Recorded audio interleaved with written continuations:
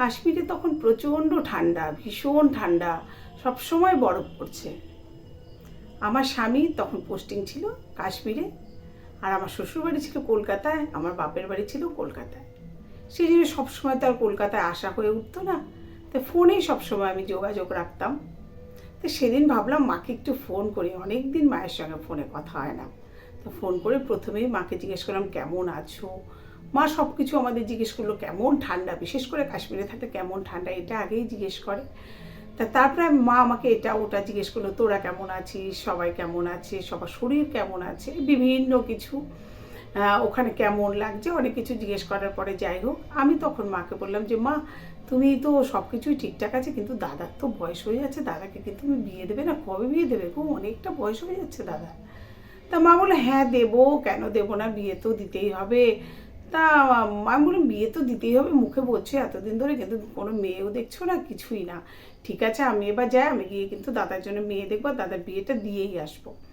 তা মা বলছে যে হ্যাঁ দাদাও তো সেইভাবে বিয়ে করতে চায় না। আসলে সত্যি কথা বলতে দাদাও যেমন বিয়ে করব করব করে যেমন লাফায় না, মাও যে ছেলেকে বিয়ে দেবো দিতে হবে এই ব্যাপারটা মায়ের মধ্যেও কিন্তু খুব একটা দেখা যায় না। সত্যি কথা যেটা মায়ের থেকে বুঝি সেটা হচ্ছে মা ভাবে যে এখনকার অনেক মেয়ে আসলেই সে তার স্বামীকে নিয়ে আলাদা হয়ে যায়।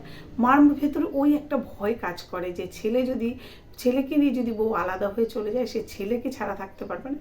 এই একটা ভয়ে মা যেন ছেলেকে বিয়ে দিতেই চায় না। তাই আমি মাকে বললাম যে মা দাদার জন্য মেয়ে দেখতে শুরু করো, আমি যাবো, যে ভালো করে আমিও দেখবো।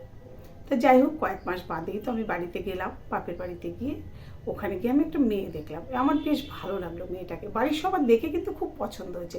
কিন্তু বোঝা যাচ্ছে সবারই ওই একটা ভয় কাজ করছে মেয়েটা কেমন হবে, যদি সেই সংসারে না থাকে, যদি তার ছেলেকে নিয়ে চলে যায়, এই একটা ভয় কাজ করছে। আমি শুধু মাকে বললাম মা দেখো মেয়েটা খুব ভালো, সব মেয়েরা ওরকম হয় না, দুই একটা মেয়ে হয় ওরকম, কিন্তু তুমি দেখবে ওকে ভালোবাসা দিয়ে রাখো, ও ঠিক তোমার ভালোবাসা এখানে জড়িয়ে তোমাদের সঙ্গেই ও থাকবে। তা যাই হোক সবার কথা মতো সবার ইচ্ছেতেই তারপরে দাদার সঙ্গে মেয়েটার বিয়ে হলো। এবং বিয়ের পর থেকে দেখলাম আমি মেয়েটা মাকে তো ভীষণ ভালোবাসতই, বাড়ির প্রত্যেকটা ব্যক্তিকে সে যেন সবসময় চাইতো প্রত্যেকটা ব্যক্তিকে কি করে আপন করে নেবে। বাড়ির যে ভালো খাবারগুলো সেগুলো প্রত্যেকের মধ্যে সে বিলিয়ে দিত, নিজে খেত খারাপ খাবারটা। বা বাড়িতে কোথাও যদি সে যাবে বাড়ির প্রত্যেকটা মানুষের জন্য সব কিছু ঠিকঠাক করে রেডি করে রেখে সে বাড়ি থেকে বেরোতো। আমি তখন মাকে বললাম, তখন তো আমি এবার চলেই গেছি কাশ্মীর, মাকে ফোন করে বললাম দেখেছো মা তুমি যে ভয়টা পেয়েছিলে, তোমাকে আমি বলেছিলাম সব মেয়েরা কিন্তু এরকম হয় না, কিছু মেয়ে হয়তো হয়, দুই একটা মেয়ে হয়তো হয়, তাদের জন্য তো তুমি সব মেয়েকে খারাপ ভাবতে পারো না। দেখো এই মেয়েটা কত ভালো, তোমার ছেলেকে তোমাদেরকে কত ভালো রেখেছে। তাই সত্যি মা সব মেয়েকে অবিশ্বাস করো না, কোনো কোনো মেয়ে কিন্তু খুব ভালো আছে, তোমরা ওকে খুব ভালোবাসা দিয়ে জড়িয়ে রাখো, ওকে ভালোবেসে আগলে রাখো, দেখবে ও তোমাদের ভালোবাসা পেয়ে কোথাও যেতে পারবে না, সবসময় সারাটা জীবন তোমাদের সঙ্গেই থাকবে। আর তোমরা যতদিন বেঁচে থাকবে ও কিন্তু তোমাদেরকে নিয়েই ভালোভাবে বাঁচতে চাইবে।